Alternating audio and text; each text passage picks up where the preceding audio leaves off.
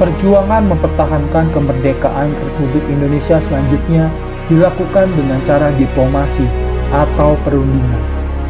Perundingan atau diplomasi yang pertama dilakukan di Kuningan, Jawa Barat, yang dikenal dengan sebuah perundingan Liga Jati.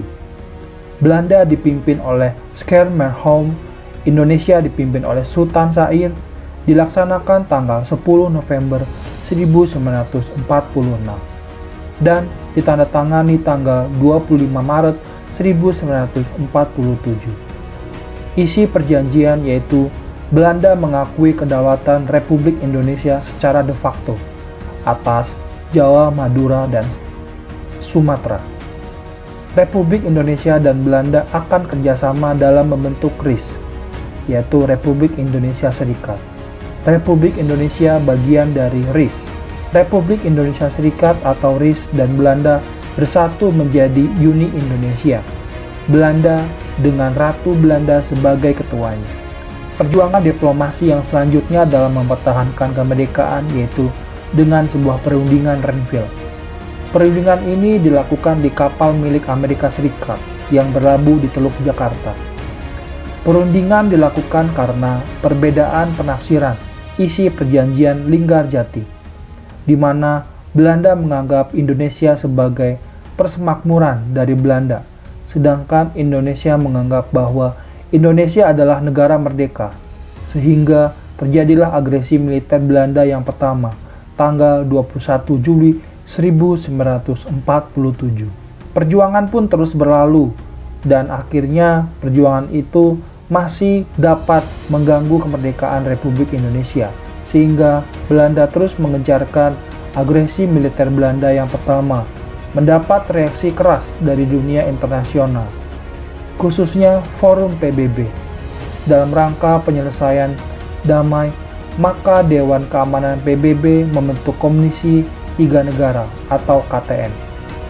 Perundingan dilakukan tanggal 8 Desember 1947 sesuai dengan seruan PBB dengan KTN, Komisi 3 Negara. Sebagai penengahnya yang meliputi Australia diwakili oleh Richard Kirby, Belgia diwakili oleh Paul van Zielen, Amerika Serikat sebagai mediator diwakili oleh Frank Graham. Perjanjian diplomasi dalam mempertahankan kemerdekaan pun masih terus berlanjut. Perundingan Renville yang beranggotakan delegasi Indonesia diwakili oleh Amir Syarifuddin, Ali Sastroamidjojo, Haji Agus Salim, C. Limena, Choi Tik-lim, dan Nasrun SH. Delegasi Belanda diwakili oleh R. Abdul Qadir, Wijoyo Atmojo, Van Vredenburg, P.J. Koets, dan Dr. Somokyo.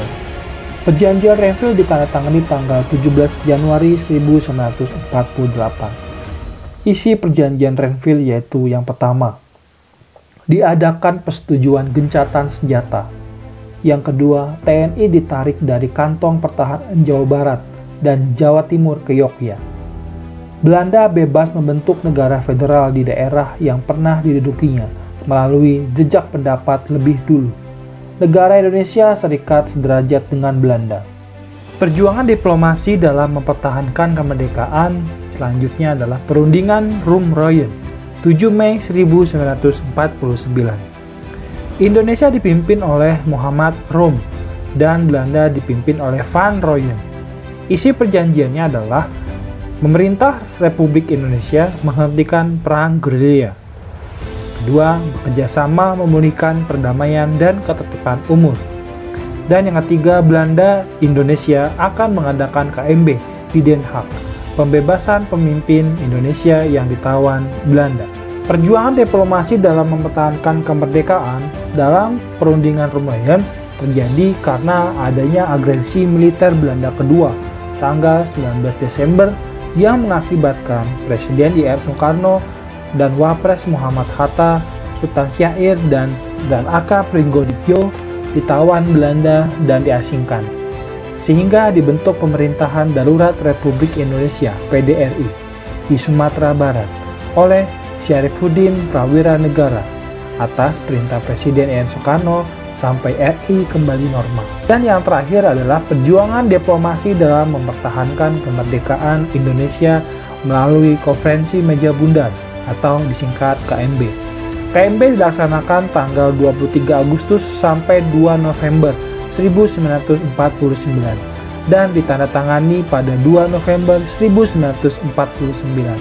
Indonesia diwakili oleh Befrandes Muhammad Hatta, Belanda diwakili oleh Van Maarseveen, BFO, Negara Federal, diwakili Sultan Hamid II, UNCI, Komisi Perserikatan Bangsa-Bangsa, diwakili oleh Mer Chokhran. Konferensi Meja Bundar berisi tentang perjanjian yang pertama, penyerahan kedaulatan kepada Republik Indonesia Serikat, paling lambat akhir tahun 1949. Yang kedua, antara Republik Indonesia Serikat dan Belanda membentuk Uni Indonesia Belanda.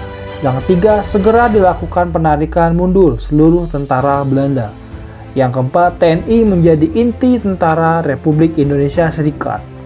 Yang terakhir, kedudukan Irian Barat akan ditentukan 1 tahun setelah penyerahan kedaulatan. Nah itulah anak-anak perjuangan kemerdekaan Republik Indonesia melalui diplomasi atau perundingan. Semoga bermanfaat dan terus belajar.